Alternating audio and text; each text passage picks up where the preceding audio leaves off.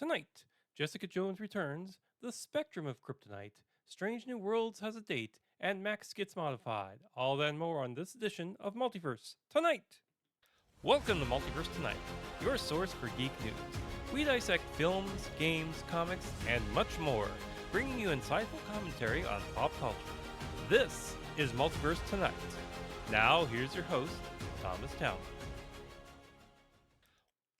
Well, hello everyone, and welcome to episode 240 of Multiverse Tonight. I'm, of course, your host, Thomas Townley. And, well, we had a rough weather night last night in parts of Kansas. It totally missed where I'm at in Kingman for some reason, which is a shame. But it's not a shame. A couple of communities in Kansas had tornadoes. So, we were at least spared that. Luckily, the town of Greensburg, which was wiped off the map a couple decades ago by a tornado, was also spared. It luckily went right, past Greensburg, so that's the good news. But I'm feeling it right now. I mean, I can tell that the front's passing. I can tell that the barometer's going up. So we're supposed to get some weather tonight as well. So let's hope for the best. Anyway, I hope you've caught Andor, the last few episodes of Andor. That was a hell of a second season. To finish it out, it was as they said. Basically, it was 3 mini movies. Basically, bring you right up to the beginning of Rogue One. But they did it right. So hopefully we'll see more of that in the future. We also Doctor Who unveiled had a big reveal in its latest episode. And so we have a classic Doctor Who villain back to cause trouble for the Doctor. So I'm looking forward to that. By the way, can you tell that I'm sounding better? I'm sounding happier? Well, I've had my medication increased. So, it's helping me with my depression, and it is Mental Health Awareness Month. So if you're feeling crappy, go get yourself, some mental health awareness. Even if it's going to your regular doctor and saying, I feel depressed, they'll at least do something for you. Put you on, Zoloft or some meds. You don't have to have a psychiatrist to get mental help. You just need you. Okay. And one other note, this story, I absolutely love this story because I freaking hate this man. Justin Bieber reveals why he sold his music catalog for $200 million because he lost his entire fortune. What a dope. Bieber, 31, unloaded his nearly 300-song collection to Hypnosis Songs Capital for a reported $200 million because he was on verge of financial collapse, according to a new documentary titled TMZ Investigates What Happened to Justin Bieber. Now, the documentary says that he had at one time between $500 million and $1 billion throughout his career, but had to sell it because of debts incurred due to the cancellation of his Justice World Tour. So, I hate to say it, but that serves him right. I mean, Justin Bieber has and always will be a clown. So he deserves to be, shot out of a cannon. So anyway, let's go on to the Marvel news.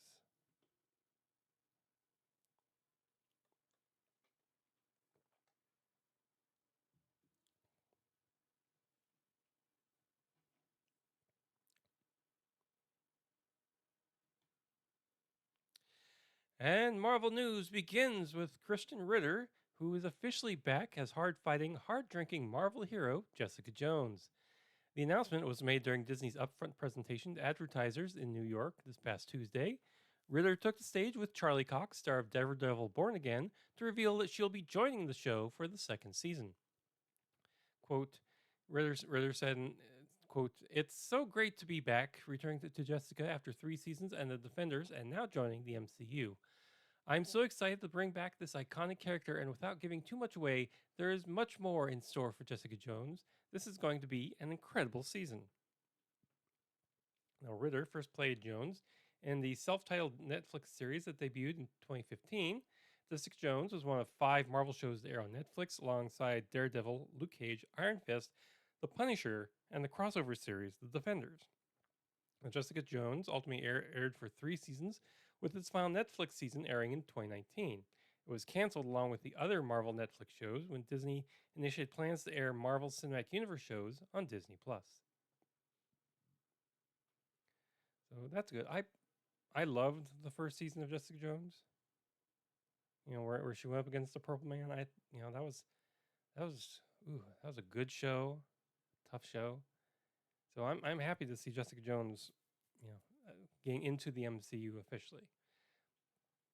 Next item, Jake Schreier, director of the upcoming Thunderbolts. I know it says the upcoming Thunderbolts. That's just the way the script reads. Is reportedly in early discussions to helm Marvel Studios' new X-Men movie, according to Deadline sources.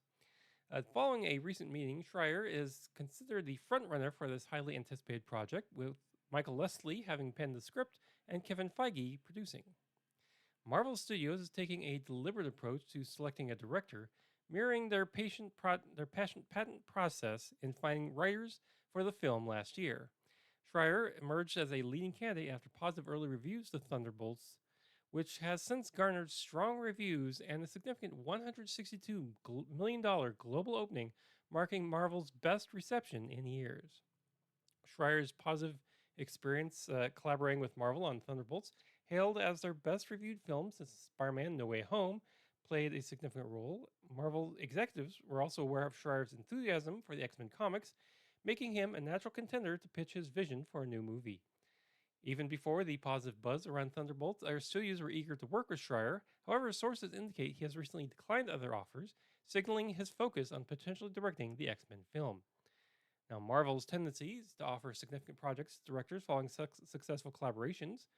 The Russo brothers directed the Avengers sequel after their Captain America hit, and Matt Shakman was given the Fantastic Four First Steps after his work on WandaVision. The development is likely to excite fans who have long awaited a new X-Men movie since Disney's acquisition of 20th Century Fox back in 2019. The X-Men franchise was a highly successful Marvel property for Fox, but after the disappointing Dark Phoenix in 2019, a fresh direction was sorely needed. Now, the news follows the immense success of Marvel's animated series X-Men 97 on Disney+, which received critical acclaim and high ratings, demonstrating the franchise's continued value.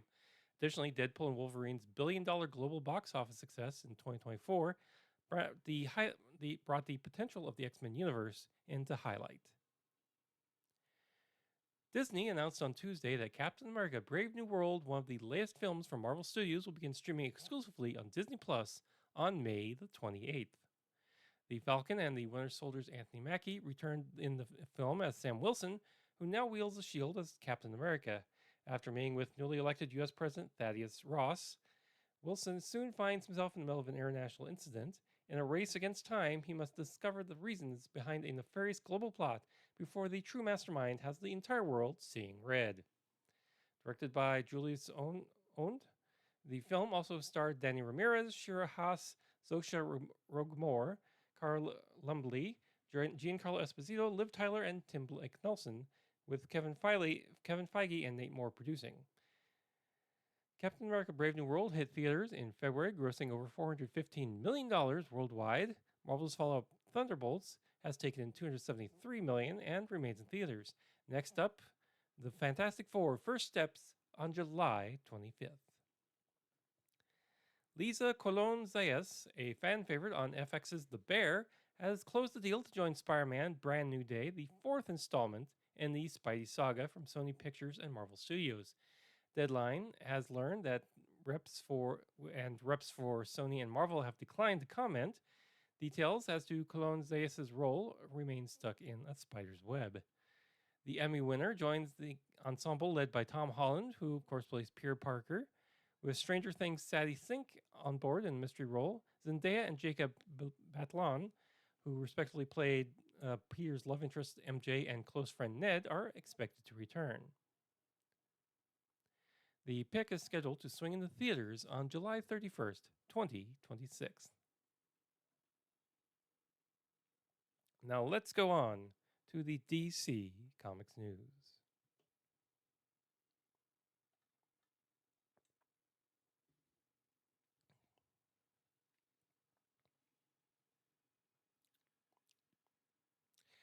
DC Comics news begins with DC's Black Label announcing Superman: The Kryptonite Spectrum, a 5-issue limited series by the Eisner-nominated Ice Cream Man team of W. Maxwell Prince, Martin Morazzo, and Chris O'Halloran.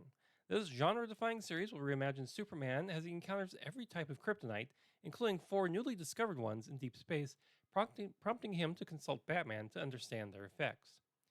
Each issue will delve into different aspects of Superman's character, mythos, and moral code, focusing on introspective, fun, and genre-fluid storytelling rather than horror.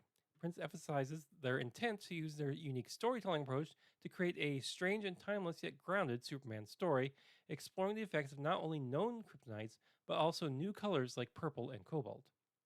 Now, DC Group editor Paul Kaminsky describes the series as an opportunity to apply the Ice Cream Man's team acclaimed style to the DC universe with episodic, often warped, suspenseful, and occasionally horrific tales that draw from the Silver Age of Superman.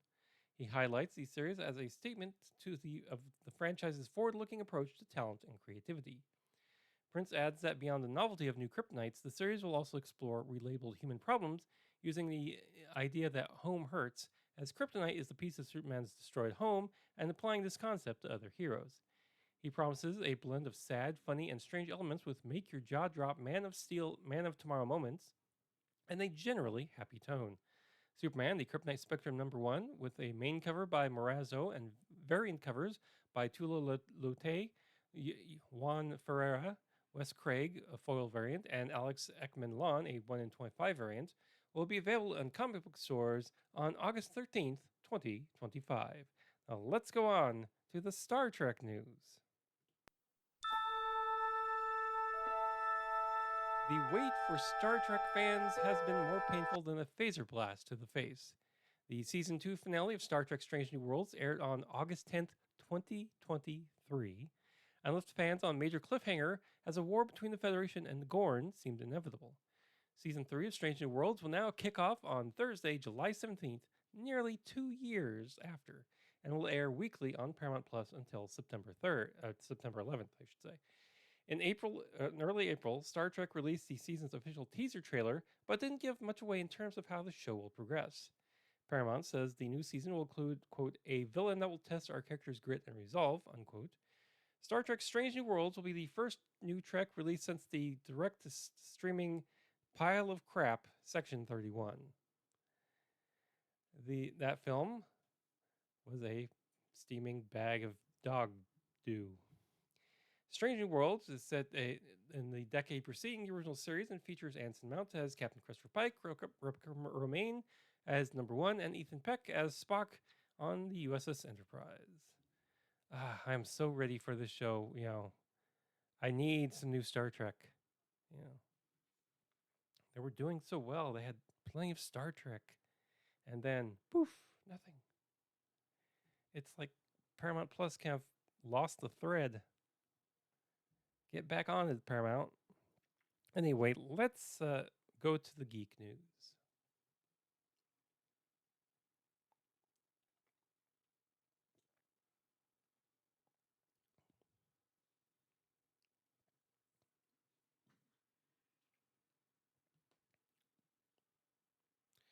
And geek news begins with Prime Video, which has renewed the hit video game series Fallout for a season 3 ahead of the season 2 premiere this December. Season 2 will pick up in the aftermath of season 1's epic finale and take audiences along for a journey through the wasteland of the Mojave to the post-apocalyptic city of New Vegas. To date, more than 100 million viewers have watched Fallout Season 1, putting it in the top 3 Prime Video titles ever. Now, the video game adaptation was a hit when it premiered in April of 2024 and was based on the popular post-apocalyptic gaming franchise of the same name. The show follows Ella Purnell's protagonist, Lucy McLean, as she emerges from an underground vault after a nuclear war um, uh, devastated the world. Along the way, she meets a variety of terrifying and nuclear-radiated creatures and characters as she looked for her father, Hank, played by Kyle MacLachlan, who was kidnapped by some raiders. The cast also include Aaron Moten as Maximus, a power armor-wearing member of the Brotherhood of Steel who went rogue, and Walton Goggins as the Ghoul, a deformed bounty hunter who was revealed to be the Vault-Tec's spokesperson, Cooper Howard, before the nuclear outbreak. Fox revealed in its 2025-2026 schedule Monday, ahead of its upfront presentations to advertisers at the Manhattan Center in New York, that among the biggest highlights of the slate to return was the Fox turned TBS, now Fox Again, animated series American Dad, as well as Jane Lynch's Weakest Link moving over from NBC, and a reboot of Fear Factor. Overall, Fox is adding 6 new series to its lineup over the next broadcast season, including one-hour comedy Best Medicine, dramatic thriller Memory of a Killer, multi-part scripted event The Faithful, and the competition series 99 to Beat. Lynch's Celebrity Weakest Link and Fear Factor The Next Chapter will also be there, as well as a new holiday special edition of Gordon Ramsay's Next Level Chef titled Next Level Baker. American Dad, created by Seth MacFarlane, Mike Baker, and Matt Weitzman, premiered on Fox back in 2005 and ran for 9 seasons before moving to TBS for 10 more in 2014. The show was the last scripted series remaining on TBS when its order ended in March. Around the same time, reports of a possible return to Fox surfaced. Fox Entertainment CEO Rob Wade said in a statement, quote, "It was opportunistic for the network. Its run was over on TBS, so we were delighted to bring the show back to its original home." Unquote.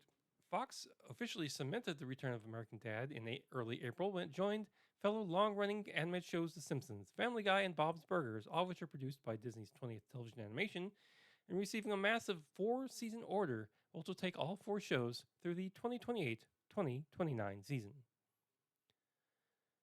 Warner Brothers Discovery announced that Max will revert to its old name, HBO Max, later this summer. This rebranding was revealed at the upfront presentation in New York and aims to highlight the brand's distinctiveness amid a saturated content market. Executives noted the platform's recent growth, adding 22 million subscribers and expansion into new global markets. Now, hints of the change appeared earlier this year with a shift in the color scheme from blue to dark gray, the second such change since the initial purple branding in 2020. The updated logo will retain the rounded layers of the original HBO. J.B. Perret, president and CEO of streaming, explained that this evolution is driven by consumer demand for, quote, better content, unquote, rather than more. While not explicitly calling the 2023 Max rebrand a mistake, the company acknowledged that consumers did not fully embrace the new name, emphasizing their commitment to adapting their strategy based on consumer data.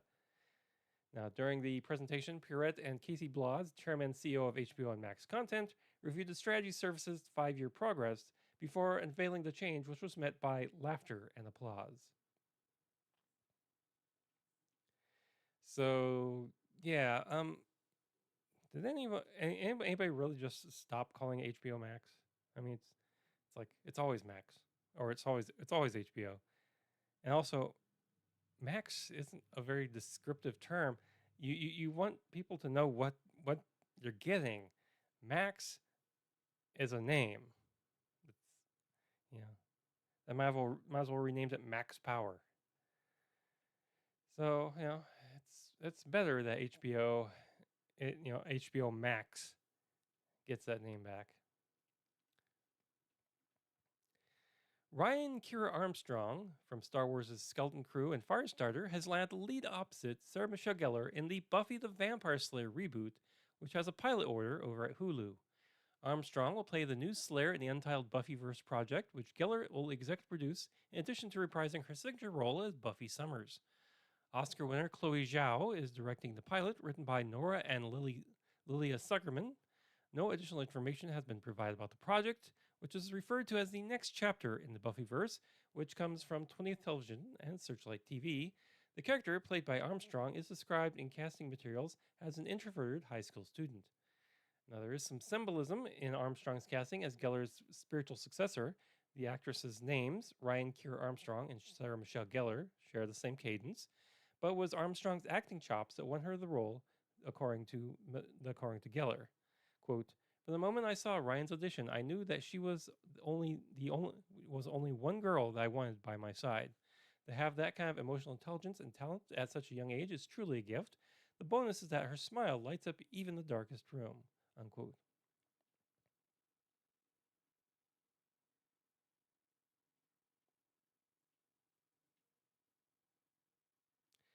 Visual effects workers at Avatar, Marvel, and Disney have successfully ratified their first labor contracts, representing a significant achievement for the VFX industry.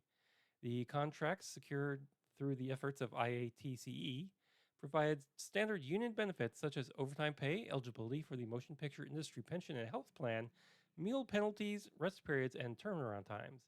Additionally, the Disney Marvel agreement includes raises of 4% for the first year and 3.5% in the second, along with previous IATCE negotiations.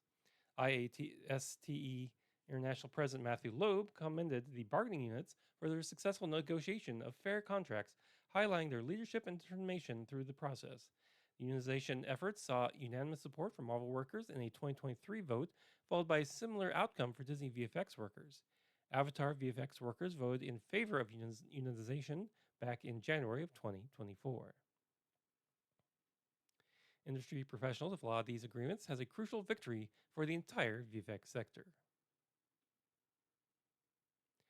And finally tonight, Sesame Street has a new home at Netflix, where the children's show's 56th season will air later this year. 90 hours of previous programming will also be made available to the streaming platform. Sesame Workshop, the nonprofit behind the show, announced just today, on Monday. The new season will feature format changes that provide for more interaction and highlight familiar segments like Elmo's World and Cookie Monster's Foodie Truck. Sesame Workshop said, new episodes will focus on an 11-minute story instead of shorter format storylines. A new Sesame Street season will also air on public broadcasting service stations and PBS Kids streaming platforms the same day they air on Netflix.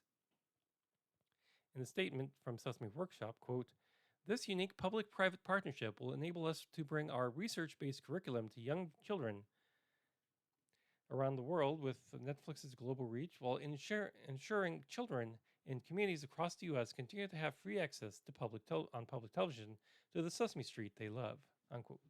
The deal between Sesame Workshop and Netflix comes after President Trump earlier this month signed an executive order that seeks to end federal funding for PBS and National Public Radio, which, by the way, he absolutely can't do. That's Congress's job. Congress has the power of the purse, not some big orange lump in the White House.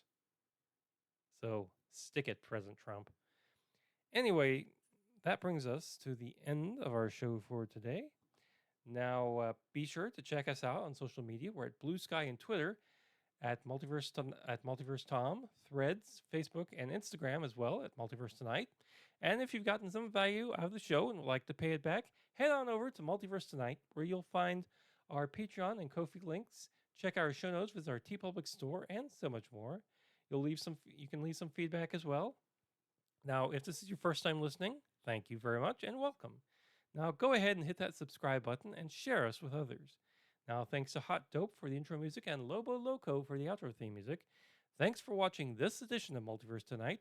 We'll be back in 2 weeks with more sci-fi and comic book news. Now, please exit the universe in an orderly fashion. Good night.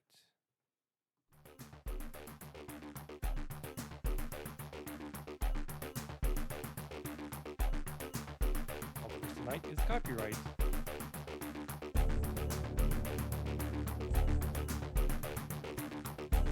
2015. All rights reserved. This podcast is part of the Pop Culture Podcast Network.